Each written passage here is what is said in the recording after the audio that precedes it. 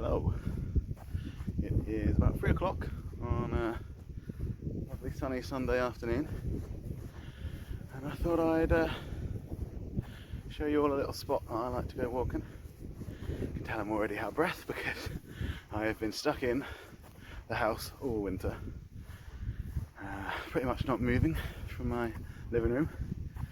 And now that in Wales the lockdown is just starting to be lifted a little bit, I can finally get out and try and get my fitness back. So I'm out in the Preseli Hills today. A beautiful day it is too.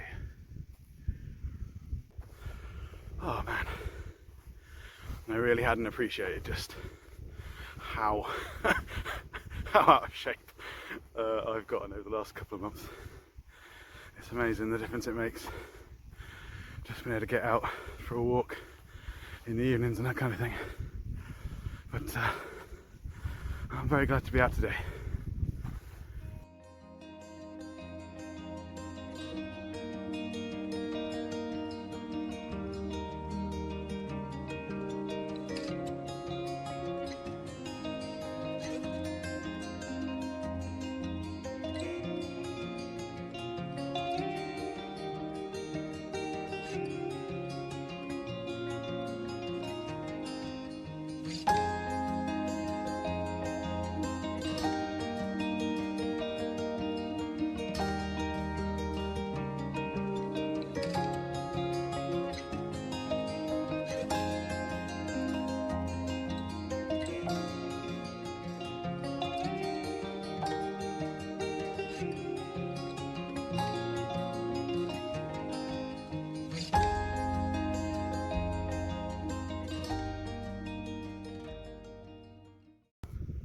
Just while I'm stopping for a minute to catch my breath, I thought I would explain the ulterior motive for coming out here today.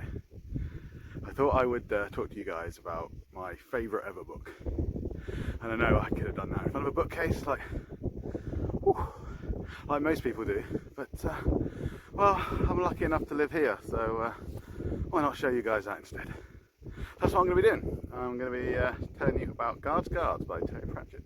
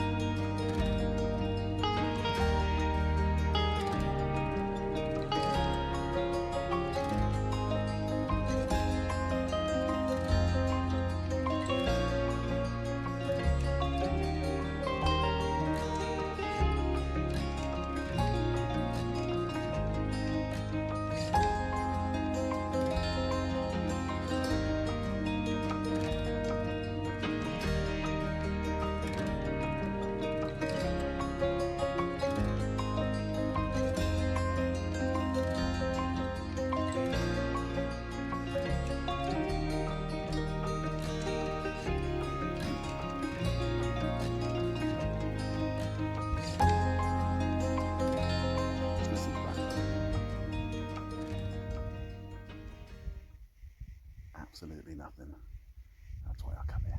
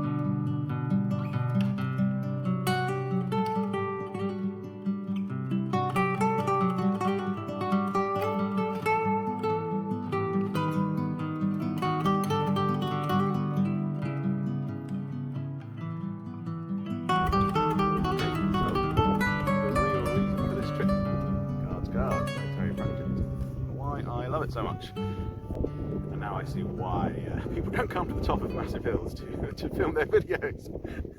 Because it looks like I'm in a gale force wind. So yeah, I mean, when I'm talking to people about TerryPratchett that haven't read it before, I always use GuardsGuards as an example of where it's a good place to start. You know, if you don't want to start at the beginning, which I did. I started from book 1,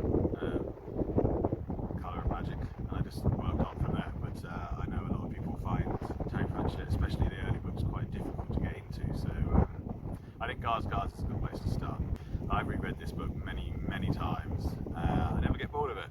It's just so cleverly written. It's so funny. The characters are brilliant.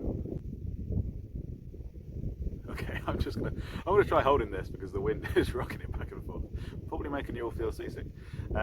So yeah, the characters. Obviously, you've got Captain Sam Vimes. He's the main character, if there is such a thing.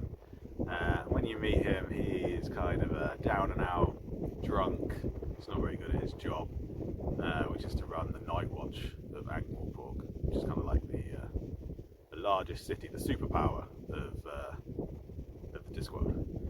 And through the course of these books, you see him sort of develop as this character, and it's just such a great view of the world through his eyes. So I've decamped to a spot with a slightly less wind. This is where the dragons went. They lie, not dead, not asleep, not waiting, because waiting implies expectation. Possibly the word we're looking for here is dormant. And although the space they occupy isn't like normal space, nevertheless they are packed in tightly. Not a cubic inch there, but is filled by a claw, a talon, a scale, the tip of a tail. So the effect is like one of those trick drawings where your eyeballs eventually realise that the space between each dragon is in fact another dragon. They could put you in mind of a can of sardines, if you thought sardines were huge and scaly and proud and arrogant. And presumably, somewhere, there's a key. I mean, come on!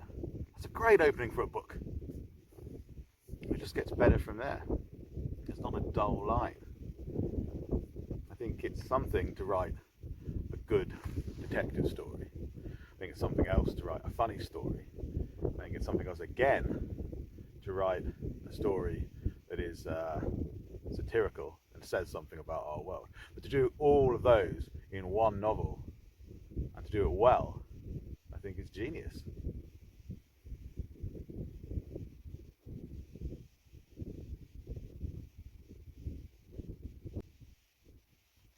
So that's why I think everyone should read GuardsGuards by TerryPratchett. It's a perfect place to jump into Discworld if you haven't read him before. And without further ado, I'm going to get off this hill before it starts to get dark. Okay, bye.